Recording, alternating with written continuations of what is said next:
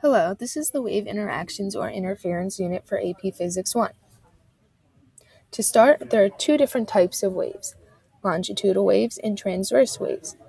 With longitudinal waves, particles move long ways. They move parallel to the motion of the wave. Picture putting marbles in a line and nudging one end towards the other. The rest would follow suit. That's a longitudinal wave. Transverse waves are the type you would normally picture. The particles go up and down, all while the actual wave is moving either left or right, not both. In proper terms, they move perpendicular to each other. Reflection. Waves can be reflected. This is when the wave collides with something and bounces back. Imagine a wave was sent along a string. If the string is fixed to an end point, the wave is forced onto the opposite side of the string.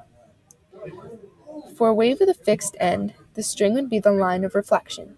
This has to do with the particles wanting to move up or down to the correct amplitude, but with the fixed end to a single point, it gets flipped. If the end is free to move, the wave continues on the same side. Diffraction. If a wave were to encounter an opening, it would stuff itself through and spread out. It's as if a wave were gas. Its volume is the same as its container. Waves spread out to fill every crevice. Superposition. When waves are sent through the same medium and collide, they don't bounce off each other. They mesh together at the point of impact, then continue in whatever direction they were going. Superposition is the term for two or more waves in the same spot and time. Waves can combine in a constructive manner or a destructive manner. The terms constructive and destructive apply to the wave amplitudes themselves, not their surroundings. Constructive means that at a certain point, wave A and wave B have amplitudes with the same sign. So here they have the same amplitude, and they are both moving with the same sign.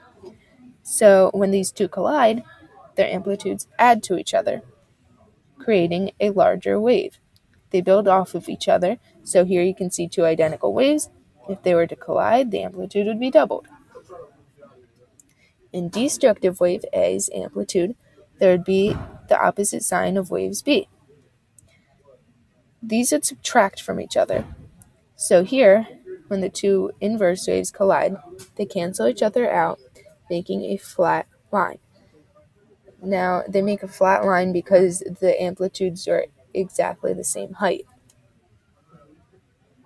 After the waves pass through each other, they return to their original amplitudes. It doesn't matter if the wave was constructive or destructive. Once they pass through each other, the waves are back to normal. Sound is an excellent example of waves in interference. As you can see, sound is made of waves. Different sounds have different frequencies that hit your ear. So, is this constructive or destructive interference? Here you can see two different sounds approaching the ear. Frequency 1 has a double wavelength of frequency 2. At this point, there is constructive interference. But here, the interference is destructive.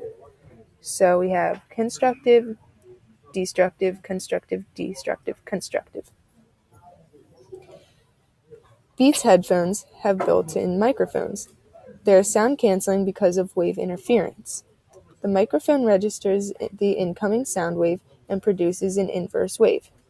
The two waves will interfere destructively and produce a dead spot so you can continue to listen to your music without interruption.